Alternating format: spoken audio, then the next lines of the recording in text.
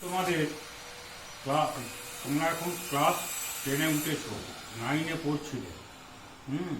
আমাদের অনেক দিন হলো ক্লাস সব বন্ধ ছিল। তবু শুরু করা গেল। তবু আমরা অনলাইনেই ক্লাসটা শুরু করতে পারলাম। তবু তোমরা দেখো, আজ তোমরা 9 থেকে 10-এ উঠেছো। আজ তোমাদের ফার্স্ট ক্লাস নিচ্ছি। এইবার হচ্ছে এখানে আমাদের তোমাদের দুটো পার্ট আছে।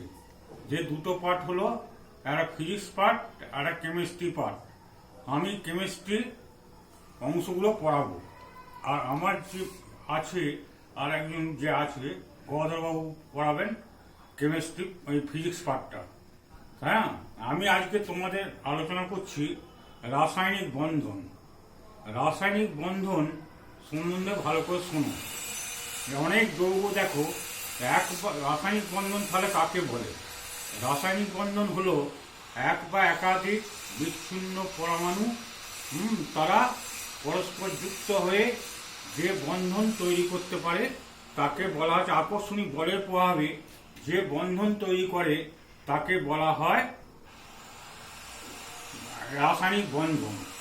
রাসায়নিক বন্ধনকে এবার অনেকগুলো ভাগে ভাগ করা হয়। তোমাদের সিলেবাসে আছে আয়নীয় বন্ধন আর হচ্ছে সমযোজী বন্ধন। আমি আজকে তোমাদের যে চ্যাপ্টারটা আছে রাসায়নিক বন্ধনকে কভাবে ভাগ করা হয়েছে দেখো।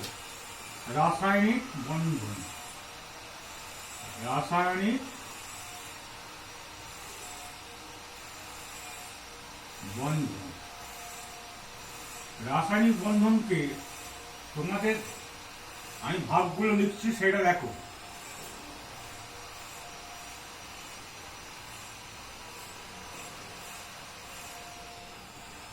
তড়িৎ যোজী বন্ধন, সমযোজী বন্ধন,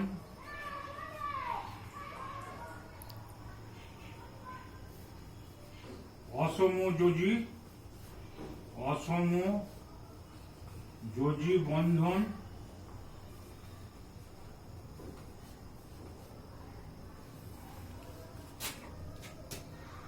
আর হাইড্রোজেন বন্ধন,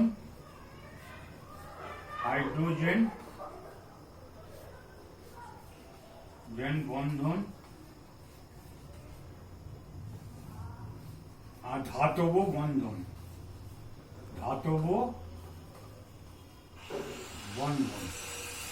এই এতগুলো 5 প্রকার রাসায়নিক বন্ধন আছে।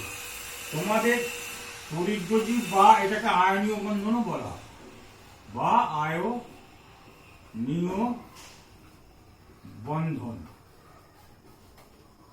তোমাদের সিলেবাসে আছে এই দুটো আছে। তোমাদের সিলেবাসে পড়াবো তড়িৎযোজী বন্ধন আর সমযোজী বন্ধন। আমি প্রথমে আলোচনা করছি তড়িৎযোজী বন্ধন। তড়িৎযোজী বন্ধন হচ্ছে, তোমরা একটা মনে রাখবে, এখানে একটা ধাতু আর অধাতু পার্ট মিলে তৈরি হয়। এই সোজা নিয়মে মনে রাখবে, তড়িৎযোজী বন্ধন হয়। তারা ক্যাটায়ন আর অ্যানায়ন দ্বারা যে বন্ধন দ্বারা তৈরি হবে সেটাকে বলা হচ্ছে তড়িৎযোজী বন্ধন বলা হয়। তড়িৎযোজী বন্ধন প্রকৃত কিন্তু বন্ধন নয়। এখানে অসংখ্য দেখা যায় একটা ধাতব মৌল আর ধাতব ক্যাটায়ন আর অ্যানায়ন এরা সংযুক্ত অবস্থায় বিরাট জায়েন্ট মলিকিউল তৈরি করতে পারে।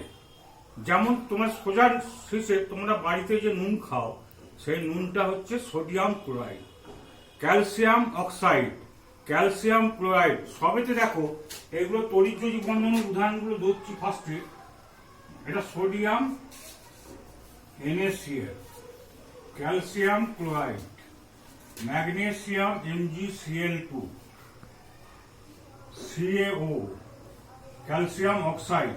দেখো প্রতিটার কিন্তু ধাতু পার্ট আছে, ধাতব পার্ট, প্রত্যেকটাতে ধাতব পার্ট আছে। এরা যে বন্ধন তৈরি করবে সেইগুলো সব হচ্ছে তড়িৎযোজী বন্ধন। এটা ফার্স্ট ভালো করে মনে রাখবে। এখানে সোডিয়াম আছে, ক্যালসিয়াম আছে, ম্যাগনেসিয়াম আছে, ক্যালসিয়াম আছে, এগুলো সব দেখো ম্যাগনেসিয়াম যদি আরো দেওয়া যায়, ম্যাগনেসিয়াম হাইড্রক্সাইড, ক্যালসিয়াম হাইড্রক্সাইড, এরা সবই দেখো, সব এখানে কি হচ্ছে, সব ধাতু আছে, ধাতু পাঠ, আর একটা কি থাকবে, অধাতু পাঠ থাকবে। এরা ক্যাটায়ন আর অ্যানায়ন ভাবে যুক্ত থাকবে। তাহলে আমি একটা উদাহরণ সোডিয়াম ক্লোরাইড দিয়ে তোমাদের উদাহরণ দিয়ে ভালো করে বোঝাচ্ছি, দেখো।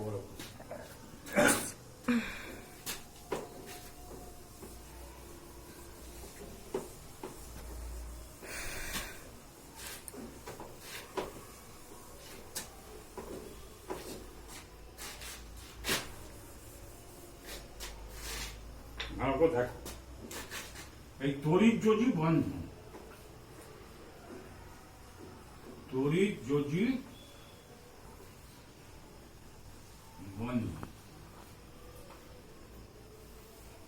এখানে জানো সোডিয়াম Na এর পারমাণবিক সংখ্যা কত, 11,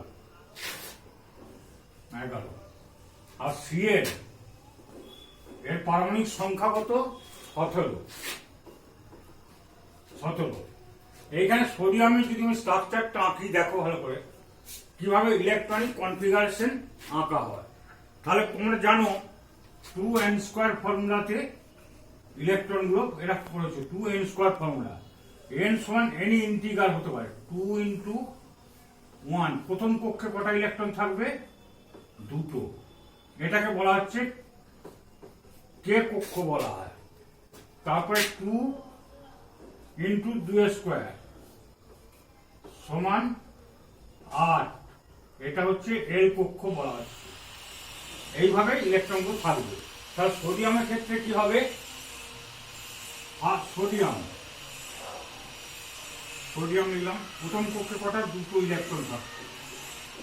তারপরে কটা থাকবে, 1, 2, 3, 4, 5, 6, 7, 8টা।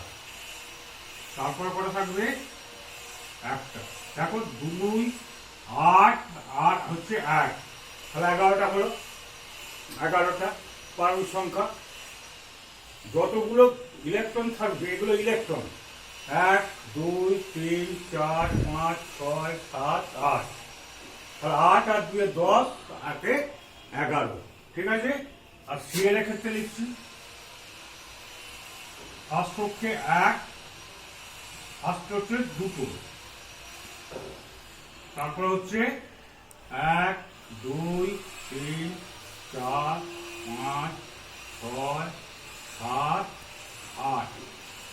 তারপরে কত হবে, 8 আর 2 10, এখানে 17টা, 7টা হবে, 1, 2, 3, 4, 5, 6, 7, 1, 2, 3, 4, 5, 6, 7।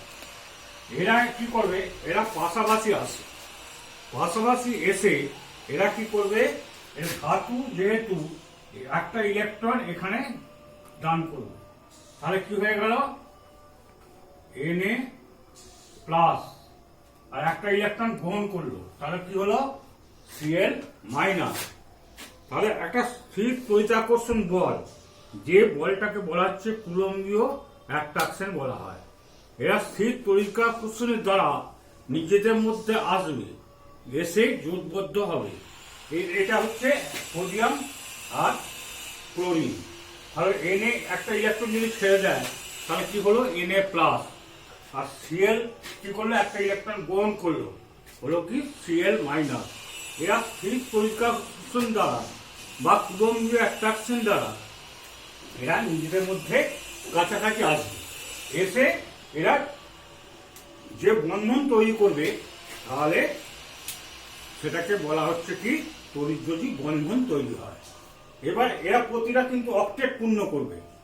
অক্টেট হচ্ছে বাইরে কক্ষে যখন 8টা ইলেকট্রন থাকে কোনো পরমাণু, সেটা অক্টেট হয়ে থাকে। আর আরেকটা অক্টেটে একটা 8টা অক্টেট দ্বৈত সূত্র আছে, একটা 8টা ইলেকট্রন থাকতে পারে, আবার হিলিয়ামের ক্ষেত্রে দ্বৈত সত্তা থাকতে পারে, 2টো ইলেকট্রন থাকে, সেটাও কিন্তু নিষ্ক্রিয় গ্যাসের কাঠামো। 8টা যেগুলো থাকে সেগুলো নিষ্ক্রিয় কাঠামো। আর যে সকল পরমাণু দুটো ইলেকট্রন থাকে সেটাকেও নিষ্ক্রিয় বলা হচ্ছে। কেমন হিলিয়াম, হিলিয়ামে কটা ইলেকট্রন আছে? হিলিয়ামে দুটো প্রোটন দুটো ইলেকট্রন দুটোই থাকে। হিলিয়াম আর হচ্ছে নিয়ন, যেমন নিয়ন হচ্ছে 10, কত হচ্ছে 2 ইলেকট্রন কনফিগারেশন 8 নিয়নে। হিলিয়াম, নিয়ন, আর্গন 18, এ আর কত হবে? এ আর হচ্ছে 18, 2 8 8 অর্থাৎ 16 17 18। এরাও কিন্তু অক্টেট, বাইরে কক্ষে 8টা ইলেকট্রন আছে এর ক্ষেত্রে। হিলিয়াম, নিয়ন, আর্গন, ক্রিপ্টন, জেনন সব আছে। এরা হচ্ছে নিষ্ক্রিয় গ্যাস। এদের বাইরে কক্ষে দেখবে 8টা করে ইলেকট্রন আছে। এরা হচ্ছে স্টেবল থাকে। এই যেমন সোডিয়াম ক্ষেত্রে একটা ইলেকট্রন চলে গেল, কটা হলো? 8টা। এটা যদি চলে যায় একটা ইলেকট্রন, তাহলে হয়ে গেল কত? এই একটা ইলেকট্রন চলে যাচ্ছে, তাহলে হলো 8টা। আর এখানে সিএল কি হলো? একটা ইলেকট্রন গ্রহণ করলো। এরা হলো একটা 8টা। কটা হলো? কত কিসের স্ট্রাকচার পেল? 2 8 8। 8 আর 2 10, আর 8 18 আর্গনের স্ট্রাকচার পেয়ে গেল। তাহলে এরা কি স্থির? তাহলে স্টেবল হয়ে গেছে। এরা পরস্পর আকর্ষণের মাধ্যমে, স্থির তড়িতাকর্ষণের মাধ্যমে এরা সংযুক্ত হবে। সংযুক্ত হয়ে যে যৌগ গঠন করে সেগুলোকে বলা হচ্ছে Na। তাহলে Na প্লাস Cl মাইনাস। এরা একটা জোটবদ্ধ অবস্থায় এইভাবে এরা যে বন্ধন তৈরি করবে সেটাকে বলা হচ্ছে তড়িৎযোজী বন্ধন বা আয়নীয় বন্ধন। এটা সবার ক্ষেত্রে দেখবে। তাহলে একটা পার্ট ছিল ধাতব পার্ট, ভালো করে মনে রাখবে। আর একটা পার্ট হলো অধাতব পার্ট। ধাতব পার্ট আর অধাতব পার্ট, এইটা ফার্স্ট মনে রাখবে। এইটা হচ্ছে এবার এদের প্রপার্টিস গুলো বলছি। এই তড়িৎযোজী বন্ধনের কিন্তু প্রকৃত বন্ধন নেই। এই যেমন সোডিয়াম ক্লোরাইডের ক্ষেত্রে, সোডিয়াম ক্লোরাইড যখন জয়েন্ট মলিকুল তৈরি করছে তখন কি হচ্ছে? একটা সোডিয়ামকে 6টা ইলেকট্রন দ্বারা বেষ্টিত থাকে, আবার একটা ক্লোরিন 6টা সোডিয়াম দ্বারা বেষ্টিত থাকে। তো এইভাবে এরা যৌগটা গঠন করে। এটা প্রকৃত কিন্তু বন্ধন তৈরি হয় না। তা সত্ত্বেও এগুলো হচ্ছে তড়িৎযোজী বন্ধন বা আয়নীয় বন্ধন বলা হয়। ঠিক আছে? তাহলে এদের ধর্মগুলো এবার দেখো। এদের ধর্ম হচ্ছে প্রপার্টিস বা ধর্মগুলো। এরা স্ফুটনাঙ্ক ও গলনাঙ্ক এদের বেশি হয়। স্ফুটনাঙ্ক, এরা জৈব দ্রাবকে দ্রবীভূত হয় না। জৈব দ্রাবক বলতে কেরোসিন, তারপর হচ্ছে কার্বন টেট্রাক্লোরাইড, এগুলো কিন্তু দ্রবীভূত হয় না। এরা দ্রবীভূত হয় ধ্রুবীয় দ্রাবকে দ্রবীভূত হয়। ধ্রুবীয় দ্রাবক কোনটা? জল। জলে যদি নুন দাও তাহলে দেখবে গুলে গেছে। তোমরা নুন জল খাও বা লেবুর জল, নুন দাও, তাহলে দেখবে সামান্য হয়ে যাচ্ছে। ওগুলো সম্পূর্ণভাবে দ্রবীভূত হয়। এরা সবসময় জৈব দ্রাবকে দ্রবীভূত হয় না। এরা সবসময় দ্রবীভূত হয় কিসে? সবসময় ধ্রুবীয় দ্রাবক বা জলে দ্রবীভূত হয়ে থাকে। এদের স্ফুটনাঙ্ক আর গলনাঙ্ক খুবই বেশি। এদের ক্যাটিনেশন ধর্ম নেই। ক্যাটিনেশন বলতে এখানে কার্বন নেই, যে ধাতু দিয়ে গঠিত। ধাতু পার্টটা প্রথম, অধাতু। কার্বন, তাহলে কার্বন কার্বন যুক্ত হওয়াকে বলা হচ্ছে, পরপর যুক্ত হওয়ার যে চেনটাকে বলা হচ্ছে ক্যাটিনেশন বলা হয়। কিন্তু এখানে ক্যাটিনেশন ধর্ম এর নেই। ঠিক আছে? এইগুলো হচ্ছে ধর্মগুলো বা পার্থক্য হলেও এটা বলা যাবে এগুলো। ঠিক আছে? এবার এর সংজ্ঞাটা বলছি। তড়িৎযোজী বন্ধন নিষ্ক্রিয় গ্যাসের কাঠামো লাভের জন্য দুটো পরমাণু যখন ইলেকট্রনের আদান প্রদান করে স্থির তড়িতাকর্ষণ দ্বারা আবদ্ধ হয়ে যে বন্ধন তৈরি করে তাকে বলা হয় তড়িৎযোজী বন্ধন বলা হয়। তড়িৎযোজী বন্ধন বলা হয়। তাহলে নিষ্ক্রিয় গ্যাসের কাঠামো যখন লাভ করে তারপরে যে বন্ধন তৈরি হয় সেটাকে বলা হচ্ছে তড়িৎযোজী বন্ধন বলা হয়। ঠিক আছে? এইবার আসছি আমরা, তাহলে গোড়াগত কম্পাউন্ডের উদাহরণ দিচ্ছি, দেখো ভালো করে। তড়িৎযোজী বন্ধন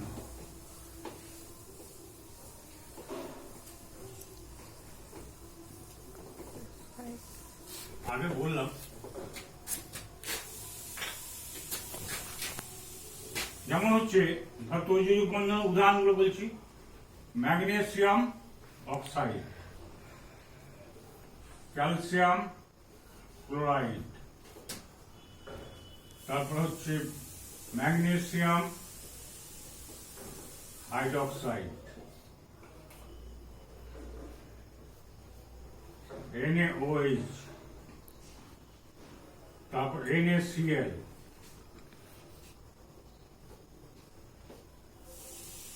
ক্যালসিয়াম হাইড্রোক্সাইড, CaOH এর হোল টু।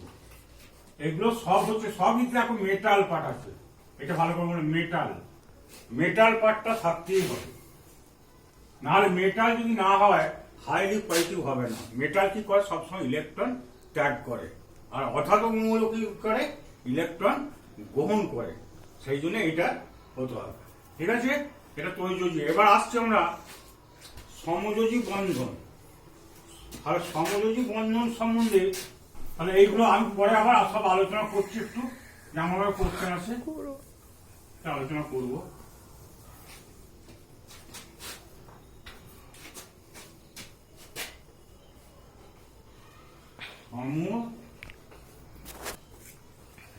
সমযোজী বন্ধন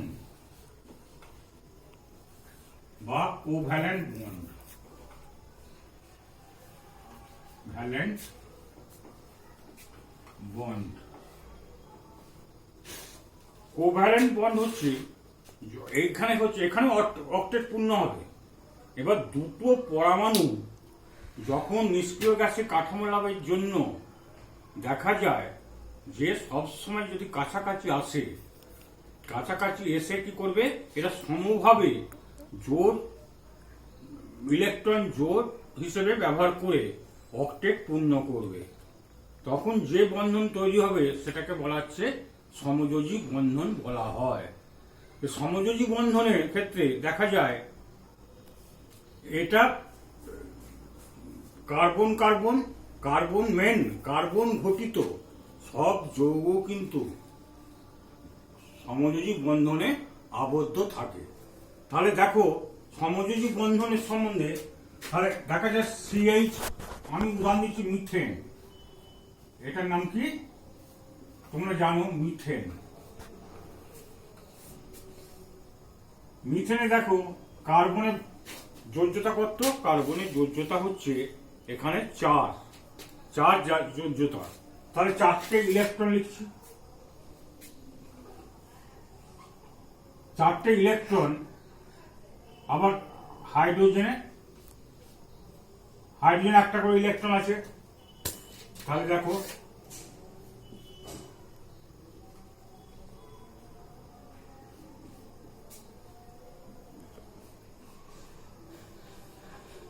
এইভাবে জোড় গঠন করছে। তাহলে এইখানে কার্বনটা দেখো দুটো যদি সমানভাবে গঠন করে তাহলে কি হবে, কার্বনের বাইরে কক্ষে কটা ইলেকট্রন হলো, 8টা। আবার হাইড্রোজেনের দেখো বাইরে কক্ষে কটা ইলেকট্রন হলো, 2টো, সমভাবে ব্যবহার করেছে।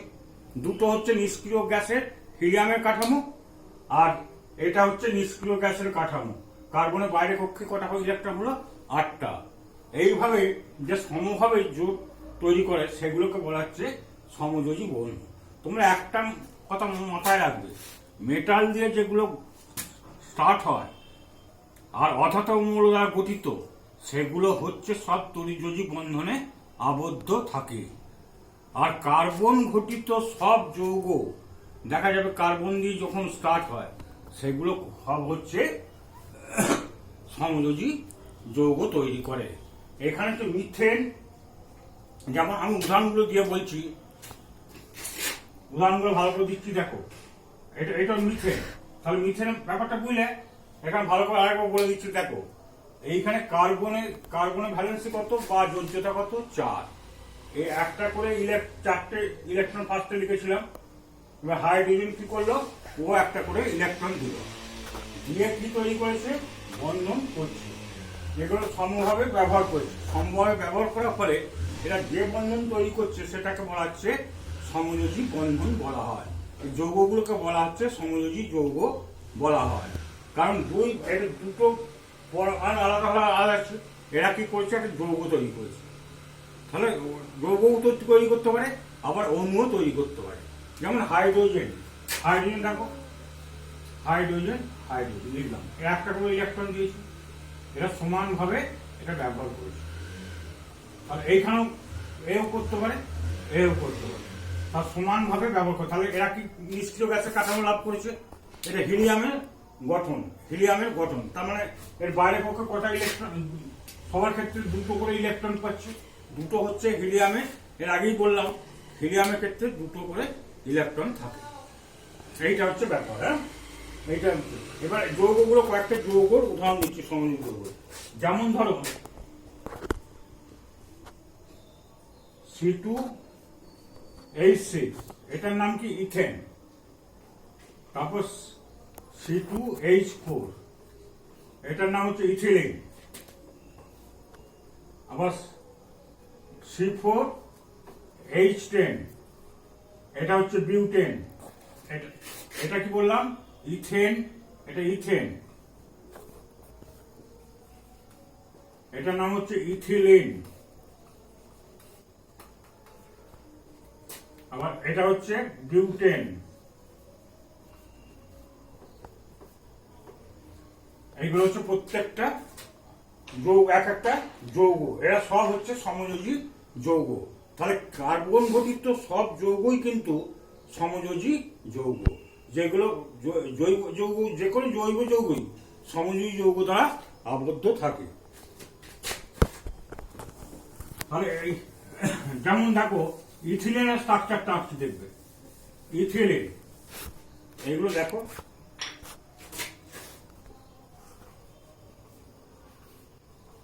ইথিলিন, ইথিলিন হচ্ছে C2H4। তাহলে দেখো সি আর সি, দুটো কার্বন লিখেছি ফার্স্টে। তারপর কার্বন ভ্যালেন্সি কত? 4, 1 2 3 4। এখানে লিখছি 1 2 3 4। এটা দুটো এইচ আছে, চারটে এইচ আছে, তার মানে এইখানে হাইড্রোজেন একটা যুক্ত হয়েছে, এরকম করছি। আবার এইখানে হাইড্রোজেন একটা ইয়ে করেছে। এই গঠনগুলোকে আঁকছি, এটাকে লুইস ডট স্ট্রাকচার বলা হয়। যেহেতু ডটের মাধ্যমে লিখছি বলে লুইস ডট স্ট্রাকচার তৈরি করা আছে। তারপর এখানে হাইড্রোজেন দুটো আছে, এ একটা ইলেকট্রন দিয়ে একটা জোট তৈরি করেছে, এ একটা ইলেকট্রন দিয়ে একটা জোট তৈরি করেছে। এবার একটা